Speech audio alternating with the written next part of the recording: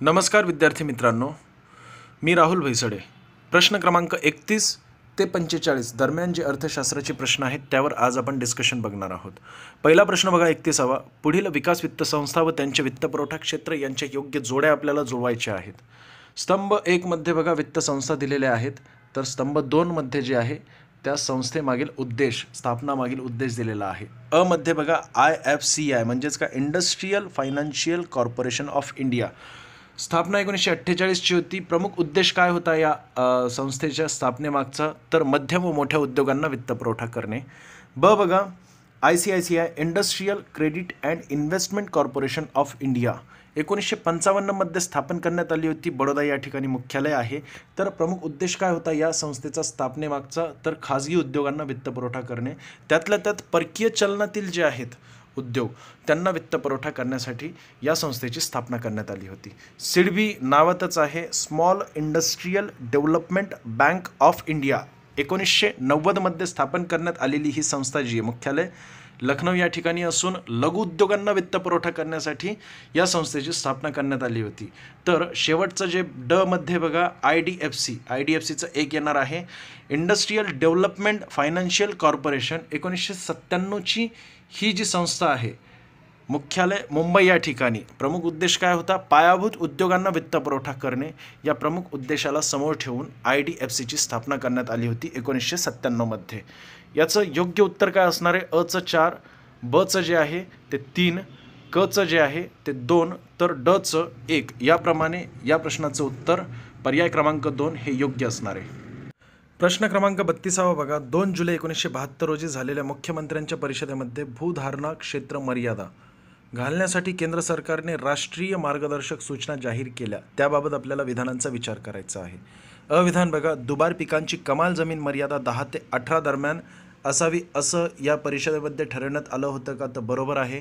ब विधान बघा, एक पीक जमिनीसाठी एकूण 27 एकर. अतिशय महत्त्वाचं वाक्य आहे, एक पीक जमिनीसाठी एकूण 27 एकर. तर कोरडवाहू जमिनीसाठी एकूण 54 एकर भूधारणा क्षेत्र मर्यादा असावी असं या मुख्यमंत्र्यांच्या परिषदेमध्ये ठरवण्यात आलं होतं का, तर बरोबर आहे. क बघा, जादा जमिनीच्या वाटपात शेतमजुरांना विशेषतः SC ST म्हणजेच शेड्यूल कास्ट आणि शेड्यूल ट्राईब प्रवर्गातील लोकांना प्राधान्य द्यावे असं ठरवण्यात आलं होतं का, तर हेही विधान बरोबर आहे. जास्तीत जास्त माहिती मिळावी यासाठी मी हा प्रश्न घेतला होता. जमीन सुधारणा या टॉपिकवर एकूण 2013 आणि 2014 मध्ये अनुक्रमे 2-2 प्रश्न आहेत, तर 2017 आणि 2019 मध्ये अनुक्रमे 1-1 प्रश्न आहे. पुढील काही वर्षांमध्ये या टॉपिकवर प्रश्न येण्याचे चान्सेस त्यामुळे वाढतात. पर्याय क्रमांक 4 हे या प्रश्नाचं उत्तर आहे. आपल्याला एकूण 2 भाग करता येतील, 1972च्या पूर्वीचं आणि 1972च्या नंतरचं, म्हणजे या परिषदेनंतरचं. 1972 पूर्वी काय असायचं, जमीन मालक हाच एकक मानला जायचा भूधारणा मर्यादेसाठी, परंतु 1972च्या नंतर जे आहे तर कुटुंब हा एकक मानण्यात आला होता. एका कुटुंबामध्ये एकूण 5 व्यक्ती म्हणजे पती पत्नी व 3 अज्ञान अपत्य अशा प्रकारे एकूण 5 व्यक्ती असलेलं जे कुटुंब आहे ते एकक मानलं होतं 1972च्या या परिषदेनंतर भूधारणा क्षेत्र मर्यादा जी ठरवण्यासाठी. प्रश्न क्रमांक 33वा बघा, पुढील लक्ष्य कोणत्या धोरणाची उद्दिष्टे सांगता येतील. अ बघा, दर हजारी बाल मृत्यूदर 30च्या खाली आणणे. त्यानंतर माता मृत्यूदर जो आहे तो 100च्या खाली आणणे म्हणजे 1 लाख मातांमागे. त्यानंतर क बघा, संस्थात्मक प्रसूतीचे प्रमाण 80% वाढविणे, तर प्रशिक्षित व्यक्तींमार्फत प्रसूतीचे प्रमाण किती, 100% वाढविणे म्हणजे आशा वर्कर्स मार्फत. त्यानंतर ड बघा, मुलीच्या लग्नाचे वय जे 21 वर्षांनंतर करण्यासाठी प्रोत्साहित त्यांना करणे. तरी सर्व उद्दिष्टे जी राष्ट्रीय लोकसंख्या धोरण 2000ची होती. डॉक्टर SM स्वामीनाथन यांच्या अध्यक्षतेखाली तज्ज्ञ गटाने हा धोरणाचा मसुदा संपूर्ण तयार केला होता. वरील जी धोरणं आहेत ती मध्यावधी पर्यंत पूर्ण करायची होती, म्हणजे एकूण 2010 पर्यंत ही उद्दिष्टे आपल्याला पूर्ण करायची होती. एकूण 3 टप्पे होते धोरणातील, एक तातडीची, त्यानंतर मध्यावधी आणि दीर्घकालीन असे होते. दीर्घकालीन म्हणजे 2045 पर्यंत उद्दिष्टे साध्य करायची होती. वरील जी आहेत ते सर्व 2010 पर्यंत उद्दिष्टे साध्य करायची होती. पुढचा प्रश्न बघा, मानव विकास मिशनची सुरुवात महाराष्ट्र सरकारद्वारे, अतिशय महत्त्वाचा पॉईंट आहे, महाराष्ट्र सरकारद्वारे केव्हा करण्यात आली होती, तर 29 जुलै 2006 मध्ये करण्यात आली होती. अतिशय महत्त्वाकांक्षी मिशन आहे. हा उपक्रम 2006 मध्ये सुरू करण्यात आला होता. तर सद्यस्थितीमध्ये एकूण 23 जिल्ह्यांतील 125 तहसील किंवा ब्लॉक मध्ये हा मिशन जो आहे तो राबवण्यात येत आहे. हा उपक्रम प्रामुख्याने ग्रामीण भागातील लोकसंख्येचे आरोग्य उत्पन्न निर्मिती आणि शिक्षणावर लक्ष केंद्रित करतो. खेडेगावातील विद्यार्थ्यांना सहसा खेड्यात शिक्षण घेण्यासाठी योग्य सुविधा नसतात. हा उपक्रम गावातील विद्यार्थ्यांसाठी मोफत अभ्यास कक्ष उपलब्ध करून देतो, म्हणून अतिशय महत्त्वाचा उपक्रम आहे. यावर आत्तापर्यंत एकही प्रश्न विचारलेला नाही आयोगाकडून, परंतु भविष्यामध्ये विचारण्याची शक्यता आहे. 35वा प्रश्न बघा, कृषी निर्यात क्षेत्र AEZ बाबत अयोग्य विधाने आपल्याला ओळखायची आहेत. अविधान बघा, 2001च्या परकीय व्यापार धोरणाच्या पुरवणीमध्ये ॲग्रिकल्चर एक्सपोर्ट झोन निर्मितीची घोषणा करण्यात आली होती का? तर अगदी बरोबर आहे. 2001च्या परकीय व्यापार धोरणामध्ये ॲग्रिकल्चर एक्सपोर्ट झोन म्हणजेच काय AEZ निर्मितीची घोषणा करण्यात आली होती. ब विधान बघा, या क्षेत्रांसाठी ॲपेडा संस्थेला मध्यवर्ती संस्था म्हणून निर्देशित करण्यात आलेला आहे का? तर ब ही विधान बरोबर आहे, परंतु महाराष्ट्रामध्ये सद्यस्थितीमध्ये म्हणजे डिसेंबर 2021 पर्यंत 7 AEZ ॲग्रिकल्चर एक्सपोर्ट झोन अस्तित्वात आहेत का? तर चुकीचं आहे. 7 नसून एकूण 8 जे आहेत AEZ महाराष्ट्रामध्ये सद्यस्थितीमध्ये अस्तित्वात आहेत. म्हणून पर्याय क्रमांक 2 केवळ येणार आहे. आपल्याला अयोग्य विधाने विचारली होती, तर एकमेव विधान आहे क विधान चुकीचं या प्रश्नाचं. पुढचा प्रश्न बघा, 36वा. पुढील विधानांचा आपल्याला विचार करायचा आहे. वित्त आयोगाच्या सदस्यांची पात्रता निश्चित करण्यासाठी वित्त आयोग विविध तरतुदी कायदा 1950 संसदेने मंजूर केलेला आहे का? तर 1950 मध्ये नसून हाच कायदा जो आहे तो 1951 मध्ये संसदेद्वारा पारित करण्यात आलेला आहे. परंतु जर वित्त आयोगाबाबत तरतूद विचारली तर 280व्या कलमामध्ये, राज्यघटनेच्या 280व्या कलमामध्ये वित्त आयोगाबाबत तरतूद केलेली. तर 281 मध्ये काय करण्यात आलेलं आहे? तर राज्यघटना सुरू झाल्यापासून 2 वर्षांच्या आत आणि त्यानंतर प्रत्येक 5 वर्षांच्या शेवटी किंवा त्यापूर्वी राष्ट्रपतींना आवश्यक वाटेल अशा वेळी वित्त आयोगाची स्थापना केली जाईल. तर वित्त आयोगाच्या सदस्यांबाबतची तरतूद कशामध्ये केलेली? तर या कायद्यामध्ये, वित्त आयोग विविध तरतुदी कायदा 1951चा. या ठिकाणी 50 दिलेलं आहे, म्हणून अविधान चुकीचं आहे. ब विधान बघा, त्यांचा अध्यक्ष जो आहे सार्वजनिक आणि सार्वजनिक घडामोडींचे ज्ञान असणारी व्यक्ती असायला पाहिजे का? तर बरोबर आहे, NK सिंग सद्यस्थितीमध्ये वित्त आयोगाचे अध्यक्ष आहेत. 15वा वित्त आयोग आहे. 14 वित्त आयोगाचे अध्यक्ष होते रेड्डी. 13वा वित्त आयोगाचे अध्यक्ष विजय केळकर होते. या 15व्या वित्त आयोगाची स्थापना 27 नोव्हेंबर 2017 रोजी झालेली. तारीख लक्षात ठेवायची गरज नाही आहे, विचारणार नाही, परंतु कार्यकाळ जो आहे तो 2020 ते 2025 हा कार्यकाळ आहे. त्यांनी शिफारस काय केली होती? तर 41% वाटा जो आहे तो राज्यांना द्यावा अशी शिफारस केली होती. 14व्या वित्त आयोगाने किती? तर 42%. आता 1% का कमी केला NK सिंग समितीने किंवा 15व्या वित्त आयोगाने? तर नवनियुक्त जो केंद्रशासित प्रदेश आहे 31 ऑक्टोबर 2019 रोजी 2 नवनियुक्त केंद्रशासित प्रदेश कुठले? जम्मू काश्मीर आणि लडाख या 2 केंद्रशासित प्रदेशांची निर्मिती करण्यात आली होती. या 2 केंद्रशासित प्रदेशांमध्ये शांतता व सुव्यवस्था राखण्यासाठी 1% जो आहे तो एक्स्ट्रा केंद्राला देण्यात आलेला आहे आणि 41% वाटा जो आहे तो राज्यांना देण्यात आलेला आहे. अशा प्रकारे सुधारणा करण्यात आलेल्या आहेत. क विधान बघा, इतर 4 सदस्यांना उच्च न्यायालयाचे न्यायाधीश होण्याची पात्रता किंवा प्रशासन आणि आर्थिक बाबी किंवा अर्थशास्त्राचे विशेष ज्ञान असावे असं आहे का? तर बरोबर आहे. हे 4 सदस्य कुठले आहेत? अर्धवेळ सदस्य कोण होते? तर यामध्ये शक्तिकांत दास होते जे सद्यस्थितीमध्ये RBIचे गव्हर्नर आहेत. ते पूर्वी कोण होते? भारत सरकारचे माजी सचिव होते. डॉक्टर अनुप सिंग, डॉक्टर अशोक लाहिरी हे जे आहेत ते पूर्णवेळ सदस्य आहेत. तर रमेश चंद हे सुद्धा पूर्णवेळ सदस्य आहेत, परंतु ते नीती आयोगाचे सद्यस्थितीमध्ये सदस्य आहेत. ब व क विधान बरोबर आहे. आपल्याला विचारलं काय? योग्य विधानांची ओळख करायची होती, म्हणून अविधान केवळ चुकीचे. ब व क बरोबर असल्यामुळे पर्याय क्रमांक 4 हे या प्रश्नाचं उत्तर आहे. पुढचा प्रश्न बघा, 37वा. अयोग्य विधान आपल्याला ओळखायचं आहे. अ मध्ये दिलेलं आहे, अर्थशास्त्राच्या नोबेल पारितोषिकाची सुरुवात अल्फ्रेड नोबेल यांनी केली नव्हती. अगदी बरोबर आहे, त्यांनी केली नव्हती. ब विधानामध्ये त्याबाबत स्पष्टीकरण दिलेलं आहे. बँकेच्या 200व्या वर्धापन दिनानिमित्त 1968 मध्ये सेव्हरेज रिस्क बँकेकडून हा नोबेल पारितोषिक आधारित आहे का? तर 200व्या नसून 300व्या वर्धापन दिनानिमित्त. सेव्हरेज रिस्क बँक ही स्वीडनची मध्यवर्ती बँक आहे आणि याची स्थापना केव्हा झाली होती? तर 1668 मध्ये स्थापन करण्यात आली होती आणि त्यांच्या 300व्या वर्धापन दिनानिमित्त हा जो आहे पुरस्कार अर्थशास्त्राचा सुरू करण्यात आला, परंतु 1969 मध्ये पहिला दिला गेला होता. म्हणून ब विधान चुकीचं आहे, अविधान बरोबर आहे. क विधान बघा, स्वीडनची मध्यवर्ती बँक अर्थशास्त्राचे नोबेल पुरस्कार देते का? तर बरोबर आहे, सेव्हरेज रिस्क बँक. आत्ताच मी तुम्हाला सांगितलं, म्हणून अ व क केवळ 2 विधाने बरोबर आहेत, ब विधान चुकीचे. आपल्याला अयोग्य विधान विचारलं असल्यामुळे पर्याय क्रमांक 2 हे या प्रश्नाचं योग्य उत्तर असणार आहे. पुढचा प्रश्न बघा 38वा. कोणत्या पंचवार्षिक योजनेमध्ये सर्वसमावेशक वृद्धी, अतिशय महत्त्वाचा आपल्या सिलेबसमधला महत्त्वाचा पॉईंट आहे, सर्वसमावेशक वृद्धी संकल्पना योजनेच्या दृष्टिकोनपत्रात पहिल्यांदा सरकारी विकासाचा डावपेच म्हणून मांडण्यात आली होती? तर अतिशय सोपा प्रश्न आहे. 11वी पंचवार्षिक योजना जिचा कार्यकाळ 2007 ते 2012 होता, बरोबर आहे.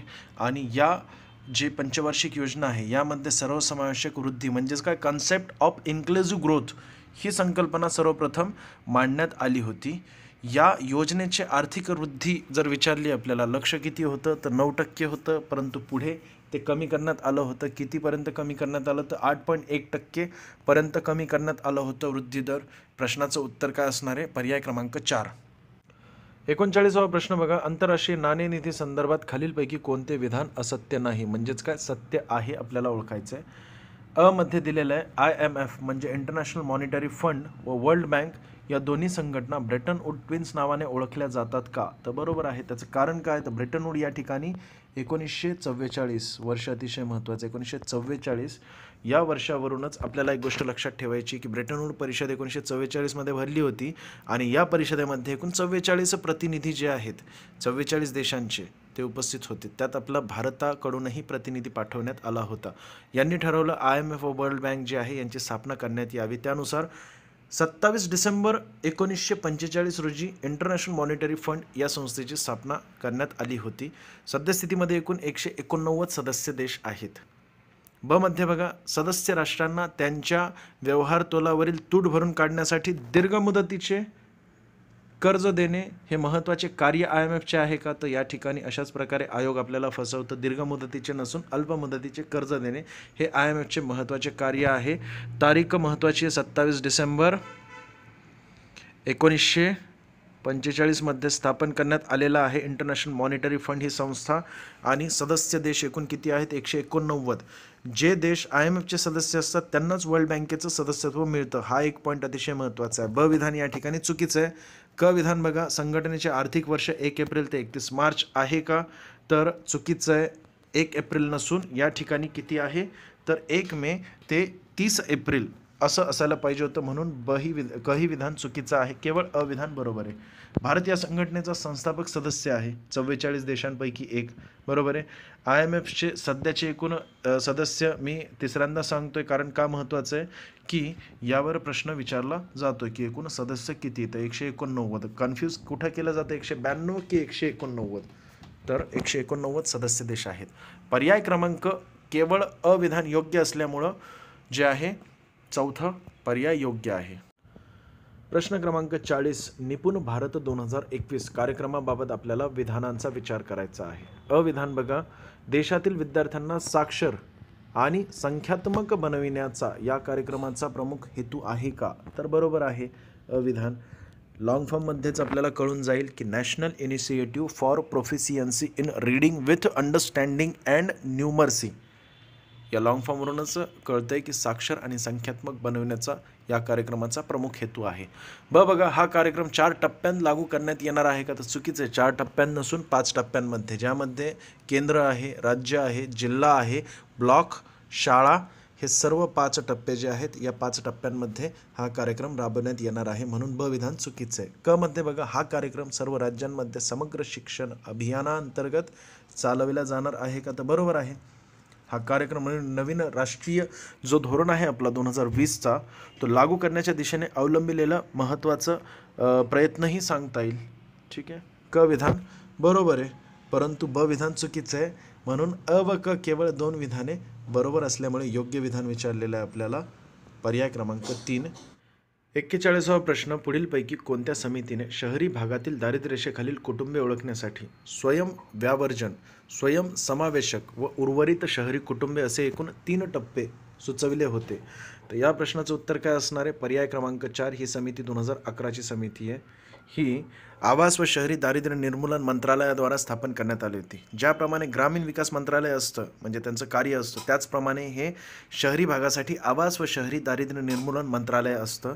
या मंत्रालयाचं कार्य काय असतं तर शहरी भागातील दारिद्र्यरेषेखालील कुटुंबांचे सर्वेक्षण करण्याचं महत्त्वपूर्ण कार्य या मंत्रालयाचं असतं. त्यामुळे या मंत्रालयाद्वारा हाशिम समिती 2011मध्ये स्थापन करण्यात आली होती आणि या समितीने काय शिफारस केली होती तर शहरी भागातील दारिद्र्य रेषेखालील कुटुंबे ओळखण्यासाठी हे तीनही शब्द अतिशय महत्त्वाचे आहेत. स्वयंव्यावर्जन, स्वयंसमावेशक व उर्वरित शहरी कुटुंबे असे एकूण 3 टप्पे या समितीने सुचवले होते. समिती केव्हाची? 2011ची ही समिती आहे. या प्रश्नाचं उत्तर काय असणार आहे? पर्याय क्रमांक 4 हे योग्य असणार आहे. 42वा प्रश्न, दारिद्र्य निर्मूलन व रोजगार निर्मितीसाठी राबवण्यात आलेल्या पुढील योजना कोणत्या पंचवार्षिक योजनेमध्ये सुरू करण्यात आलेल्या आहेत? 1-2 योजना वाचल्या तर लगेच आपल्याला लक्षात यायला पाहिजे तिथेच की ही योजना कुठल्या पंचवार्षिक योजनेची. राष्ट्रीय ग्रामीण रोजगार कार्यक्रम म्हणजेच काय नॅशनल रूरल एम्प्लॉयमेंट प्रोग्राम. हा जो प्रोग्राम आहे तो 2 ऑक्टोबर 1980मध्ये चालू झाला होता.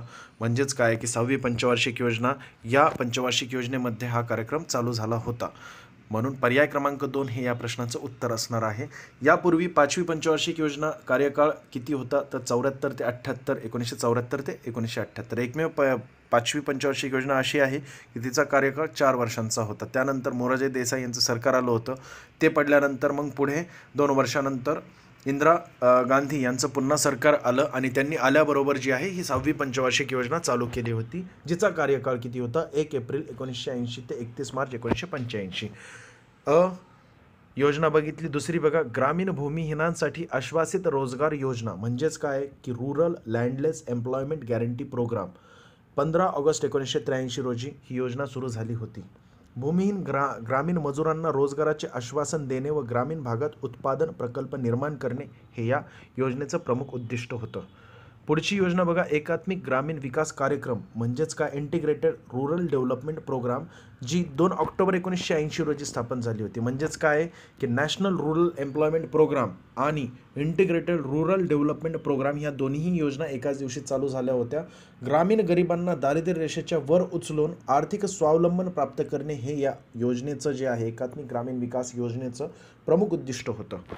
चौथी योजना बघा, ग्रामीण क्षेत्रातील महिला व बालकांची विकास योजना म्हणजेच development of women and children in rural area, जी सप्टेंबर 1982मध्ये सुरू झाली होती. याचाही उद्देश काय होता तर ग्रामीण गरीब स्त्रियांना स्वयंरोजगार मिळावा या उद्देशाने डेन्मार्कच्या मदतीने ही योजना सुरू करण्यात आली होती. म्हणजे या सर्व योजनांचा उद्देश काय होता? दारिद्र्य निर्मूलन व रोजगार निर्मिती करणे. आणि या सर्व योजना ज्या आहेत त्या 6व्या पंचवार्षिक योजनेमध्ये सुरू झालेल्या आहेत. 6व्या पंचवार्षिक योजनेचा कार्यकाळ किती आहे? 1 एप्रिल 1980 ते 31 मार्च 1985. पुन्हा योजना केव्हा सुरू झाल्या होत्या हे एकदा सांगतो. राष्ट्रीय ग्रामीण रोजगार कार्यक्रम 1980चा आहे, 2 ऑक्टोबर 1980चा. त्यानंतर पुढे ग्रामीण भूमिहीनांसाठी जी आश्वासित रोजगार योजना होती ती 1983ची आहे, 3 वर्षानंतर. पुन्हा जी एकात्मिक ग्रामीण विकास कार्यक्रम म्हणजे कुठल्या व क ह्या दोन्हीही योजना एकाच दिवशी चालू झालेल्या आहेत. तर पुढची जी मधील योजना आहे ग्रामीण क्षेत्रातील महिला व बालकांची विकास योजना, ही सप्टेंबर 1982मध्ये चालू झालेली आहे. पर्याय क्रमांक 2 हे या प्रश्नाचं योग्य उत्तर असणार आहे. प्रश्न 43वा, पुढीलपैकी कोणाला बँकिंग सुधारणेचे जनक म्हटले जाते? अतिशय महत्त्वाचं आहे, ज्यांचं आत्ताच निधन झालं होतं ते म्हणजे एम नरसिंहन. निधन त्यांचं 20 एप्रिल 2021. तारीख महत्त्वाची नाही आहे परंतु त्यांचं निधन झालेलं आहे, त्यामुळे 100% आत्ताच्या जानेवारी 2मध्ये यांच्यावर एक प्रश्न असणारच आहे. महत्त्वाचे व्यक्ती होते. वित्त सुधारणा समिती जी 1991ची त्याचे अध्यक्ष ते होते. त्यानंतर बँक क्षेत्र सुधारणा समिती जी 1997ची आहे त्याचेही ते अध्यक्ष होते. दोन्ही समित्या अतिशय महत्त्वाच्या आहेत. पुढचं बघा, पर्याय क्रमांक 1 मध्ये काय दिलेलं आहे तर पार्थ दास गुप्ता यांच्या अध्यक्षतेखाली हरित राष्ट्रीय उत्पन्न मोजण्यासाठी एक समिती स्थापन करण्यात आली होती 2013मध्ये. दुसऱ्या पर्यायामध्ये दिलेलं आहे के सुंदरम यांच्या अध्यक्षतेखाली राष्ट्रीय उत्पन्न मोजण्यासाठी जो आधारभूत वर्ष असतो, जो सद्यस्थितीमध्ये 2011-12 आहे, 2015मध्ये ही समिती स्थापन करण्यात आली होती. यांच्या शिफारशीवरून 2011-12 हे राष्ट्रीय उत्पन्न मोजण्यासाठी आधारभूत वर्ष स्वीकारण्यात आलेलं आहे.